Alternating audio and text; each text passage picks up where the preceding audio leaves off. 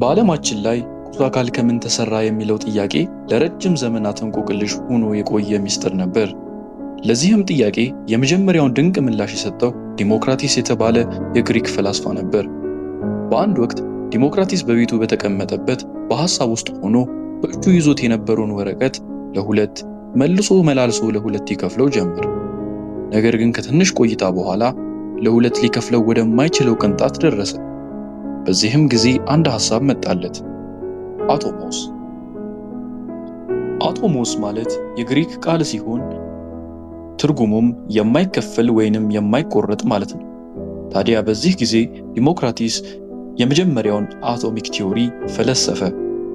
እንዲህም ይል ነበር፣ በዓለማችን ላይ ያሉ ቁስ አካል በሙሉ የተሰሩት ከጥቃቅንና ሊከፈሉ ወይንም ሊቆረጡ ከማይችሉ አቶሞስ የተሰሩ ናቸው ይላል። ይህንም ቲዮሪ ዲስኮንቲኒየስ ቲዮሪ በመባል ይታወቃል። ይህም ሐሳብ በወቅቱ ተቀባይነትን ቢያገኝም ነገር ግን ለብዙ ጊዜ ሊቆይ አልቻለም ነበር። ለዚህ ምክንያቱ ደግሞ አርስቶትል የተባለ ሰው ነበር። አርስቶትል ከዲሞክራቲስ በኋላ የመጣ ታላቅ የግሪክ ፈላስፋ ነበር። አርስቶትል የዲሞክራቲስን የአተም አይዲያ አልተቀበለውም ነበር። ይልቁንስ አተም ከፍለነው የማንጨርሰው ማለቂያ ወደ ሌለው ክፍልፋዮች እንደሚቀየር ሐሳቡን ይገልጻል። ይህም ሐሳብ ኮንቲኒየስ ቲዮሪ በመባል ይታወቃል።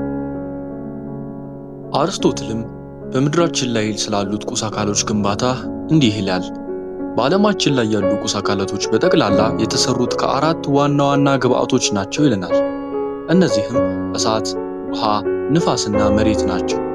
ታዲያ ይህ ሐሳብ በይበልጥ በጊዜው ተቀባይነትን አግኝቶ ለ2000 ዓመት ገደማ ቆየ።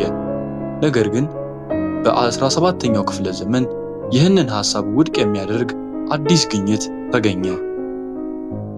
በ17ኛው ክፍለ ዘመን ሮበርት ቦይል የተባለ ሰው የአርስቶትልን ሐሳብ ውድቅ አደረገው። አያችሁ፣ አርስቶትል የአቶሚክ ቲዮሪን የተናገረው ሎጂክንና ፊሎሶፊን በመጠቀም ብቻ ነበር። ነገር ግን ሮበርት አንዳንድ ኤክስፐሪመንቶችን በመጠቀም ነበር ለዚህ ጥያቄ ምላሽ የሰጠው።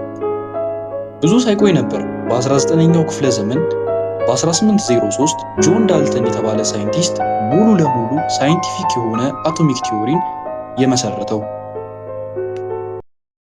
ታዲያ አተም ምንድን ነው? አተም በአይናችን ልናየው የማንችለው እጅግ ደቃቅ ሲሆን በአካባቢያችን ወይንም በዓለማችን ያሉትን ቁስ አካላትን የሚገነባ መሰረታዊ ክፍል ነው።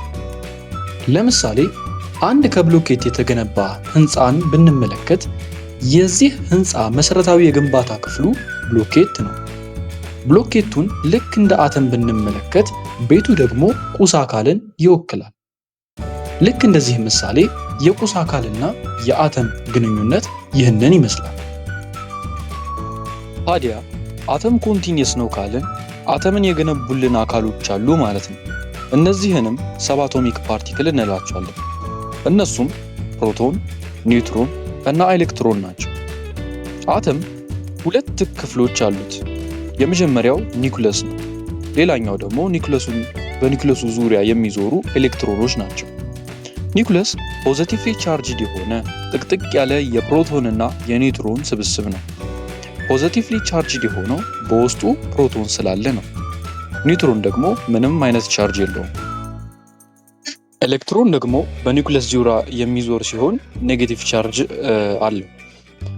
በክብደት ደረጃ ፕሮቶን እና ኒውትሮን እጅግ ተቀራራቢ የሚባል የክብደት መጠን ሲኖራቸው የፕሮቶን የክብደት መጠኑ 1.673 ታይምስ 10⁻⁻24 ሲሆን የኒውትሮን ደግሞ 1.675 ታይምስ 10⁻24 ነው። ኤሌክትሮን ግን ክብደቱ ከሁለቱ እጅግ ያነሰ ሲሆን ክብደቱም 9.109 ታይምስ 10⁻28 ነው። ታዲያ እዚህ ጋር ብዙ ተማሪዎች የሚሸወዱበት ነገር እኔም ድሮ ግራ የሚገባኝ ነገር ነበር። እንዴት ፕሮቶን እና ኒውትሮን 1.6 ሁነው እንዴት ከኤሌክትሮን 9.1 ይበልጣሉ እል ነበር። ነገር ግን እዚህ ጋር ማየት ያለብን ከፊት ለፊት ያለውን ቁጥር ወይ ደግሞ ኮፊሸንቱን ብቻ ሳይሆን ፓወሩንም ማየት አለብን። እዚህ ጋር ሁለቱ ማለትም ፕሮቶን እና ኒውትሮን ፓወራቸው -24 ሲሆን የኤሌክትሮን ደግሞ -28 ነው። ስለዚህ ቁጥሩ ኔጌቲቭ ስለሆነ -24 ከ-28 ይበልጣል ማለት ነው። ስለዚህ ኤሌክትሮን በጣም ትንሽ ነው ማለት ነው። ስለዚህ እነዚህን ካየን አክቹዋል ማስ፣ ሪላቲቭ ማስ፣ አክቹዋል ቻርጅ እና ሪላቲቭ ቻርጅን እንመልከት። አክቹዋል ማስ ማለት የእነዚህ ሰብ አቶሚክ ፓርቲክሎች ትክክለኛ የክብደት መጠን ነው። ቅድም የተመለከትናቸው ቁጥሮች 1.6 ታይምስ 10 ሬይዝ ቱ ብለን የገለጽናቸው ቁጥሮች የፕሮቶን የኤሌክትሮን እና የኒውትሮን ትክክለኛ አክቹዋል ማሱ ትክክለኛ ክብደቶቸው ነው። ሪላቲቭ ማስ ማለት ደግሞ አንጻራዊ ክብደት ነው፣ ወይ ደግሞ ፕሮቶንን ከኒውትሮን ኒውትሮንን ከኤሌክትሮን አወዳድረን አንጻራዊ ሪላቲቭ ክብደታቸው ነው ማለት ነው። ስለዚህ ፕሮቶን እና ኒውትሮን ሪላቲቭ ማሳቸው የሁለቱም 1 አሙ ነው። አሙ ማለት ኤኤምዩ አብሪቬሽን ሲሆን አቶሚክ ማስ ዩኒት ማለት ነው።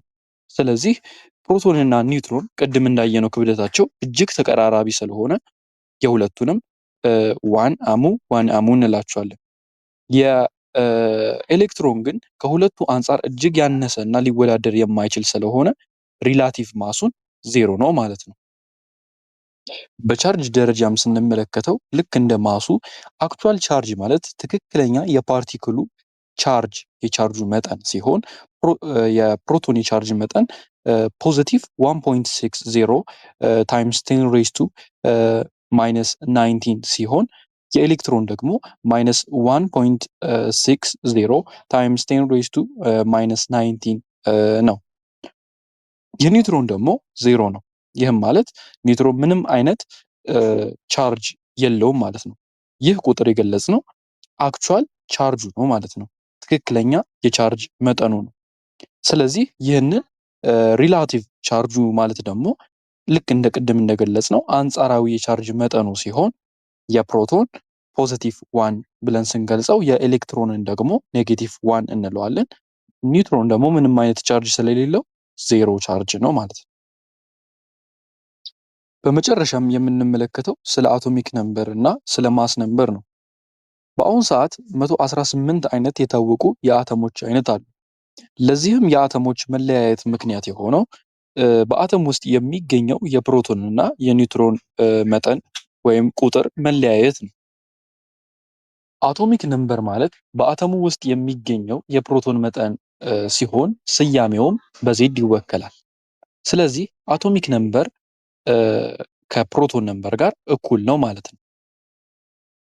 አተሙ ኒውትራል አተም ከሆነ የፕሮቶን ነምበር እና የኤሌክትሮን ነምበር እኩል ነው ማለት ነው። ነገር ግን ኒውትራል አተም ማለት ምን ማለት ነው? አተሙ ኒውትራል ነው ማለት የአተሙ ኔት ቻርጅ 0 ነው ማለት ነው። ለምሳሌ አንድ አተም 3 ፕሮቶን እና 3 ኤሌክትሮን ቢይዝ ፕሮቶን ፖዚቲቭ ቻርጅ ስላለው 3 ፖዚቲቭ ቻርጆች አሉ ማለት ነው። ኤሌክትሮን ደግሞ ኔጌቲቭ ስለሆነ 3 ኔጌቲቭ ኤሌክትሮኖች አሉ ማለት ነው። ስለዚህ የሁለቱ መጠን እኩል ስለሆነ እርስ በርስ ይጣፋና ኔት ቻርጁ 0 ይሆናል። ነገር ግን የፕሮቶን ነምበሩ ከበለጠ ወይ ደግሞ የኤሌክትሮኑ ነምበር ከበለጠ ኔት ቻርጁ ወይ ፖዚቲቭ ወይ ኔጌቲቭ ይሆናል። ለምሳሌ 4 ኤሌክትሮኖች ቢኖሩና 3 ፕሮቶኖች ቢሆኑ አንድ አተም ላይ 3ቱ ፕሮቶኖች ከ3ቱ ኤሌክትሮኖች ይጣፉና አንድ ኤሌክትሮን ትርፍ ስለሚኖር ያ ኤሌክትሮን ኔጌቲቭ ቻርጅ ስለሆነ አተሙን ኔጌቲቭሊ ቻርጅድ ያደርገዋል ማለት ነው። ስለዚህ ያኔ ቻርጅድ አተም እንጂ ኒውትራል አተም አይሆንም ማለት ነው። ስለዚህ ኒውትራል አተም ማለት ምንም አይነት ቻርጅ የሌለው አተም ነው ማለት ነው። ወይ ደግሞ ኔቱ ቻርጅ 0 የሆነ አተም ነው ማለት ነው። ስለዚህ አቶሚክ ነምበር እኩል ይሆናል ፕሮቶን ነምበር እኩል ይሆናል ኤሌክትሮን ነምበር ማለት እንችላለን፣ ኒውትራል አተም ማለት ነው። ማስ ነምበር ደግሞ ነምበር ኦፍ ፕሮቶን ሲደመር ነምበር ኦፍ ኒውትሮን ማለት ነው። ስለዚህ ማስ ነምበር የፕሮቶን እና የኒውትሮን ድምር ነው ማለት ነው። ማስ ነምበር በካፒታል ኤ ይወከላል። ስለዚህ ኤ ኢኳል ቱ ፕሮቶን ነምበር ፕላስ ኒውትሮን ነምበር ማለት ነው። ስለዚህ ከኤሌመንት ጋር ሲጻፍ ደግሞ ይህንን ይመስላል። ኤክስ የኤሌመንቱ ሲምቦል ሲሆን ኤ ደግሞ ማስ ነምበሩ ነው፣ ከላይ ነው የሚጻፈው። ዜድ ደግሞ አቶሚክ ነምበሩ ሲሆን ከስር ነው የሚጻፈው ማለት ነው። ስለዚህ ይህንን ጥያቄ እስቲ እንሞክረው። A neutral element X has an atomic mass 16 and proton number 8. Find the number of neutron and the number of electron ይላል። ስለዚህ ፈልጉ የተባልነው ኒውትሮን ነምበርን እና ኤሌክትሮን ነምበርን። ስለዚህ የተሰጠን ጊቭናችን ምንድን ነው? ስለዚህ አቶሚክ ማስ 16 ተሰጥቶናል፣ ፕሮቶን ነምበር ደግሞ 8 ተሰጥቶናል። ስለዚህ አቶሚክ ማስ ፎርሙላው ምንድን ነበረ? አቶሚክ ማስ ማለት ፕሮቶን ነምበር ሲደመር ኒውትሮን ነምበር ማለት ነው። ስለዚህ ፕሮቶን ነምበር 8 ከተሰጠን 8 ሲደመር ኒውትሮን ነምበር እኩል ይሆናል 16 ነው ማለት ነው። ስለዚህ ነምበር ኦፍ ኒውትሮንን ለመፈለግ 16 ሲቀነስ 8 ብናደርግ የኒውትሮንን ነምበር እናገኘዋለን ማለት ነው። ስለዚህ የኒውትሮን ነምበሩ 8 ነው ማለት ነው። ሌላኛው ደግሞ ኤሌክትሮን ነምበሩ ነው። ኤሌክትሮን ነምበር ቅድም እንደተመለከትነው አተሙ ኒውትራል የሚሆን ከሆነ ኤሌክትሮን ነምበር እና ፕሮቶን ነምበር እኩል ነው ብለናል። ስለዚህ ኤሌክትሮን ነምበር ኒውትራል አተም ስለሆነ ኒውትራል ነው ማለት ነው። ይቅርታ የኤሌክትሮን ነምበሩ 8 ነው ለማለት ነው። ስለዚህ የዛሬው ቪዲዮ ይህንን ይመስል ነበረ። ቪዲዮ ከተመቻችሁ ላይክ እና ሰብስክራይብ እያደረጋችሁ አበረታቱኝ። ጥያቄ ካላችሁ በኮሜንት ላይ አሳውቁኝ። በቀጣይ ቪዲዮ እስከምንገናኝ ቸር ሰንብቱ።